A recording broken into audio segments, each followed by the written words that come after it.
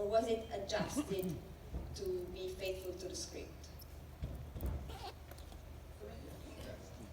Oh, you know, I think we were pretty faithful to the script in terms of the text. There's also a complication because it's not playing in the typical way you would because your partner is not across from you. We shot in different ways. Sometimes the actor I was having a scene with would be in the next room. Sometimes they were on the phone in my ear, which proved to be challenging sometimes with service. And then other times they'd be on this, there was one on Zoom, right? So the dialogue was really, we were pretty faithful to it. In some ways it felt like doing a play.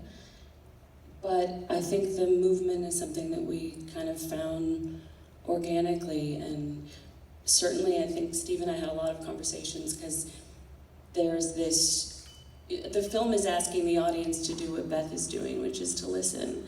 And I think there's a danger with that. We worried sometimes, do we need to move the camera more? Will this be dynamic enough? And I think the film requires a kind of patience.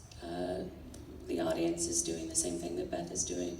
And so sometimes it meant we didn't move at all.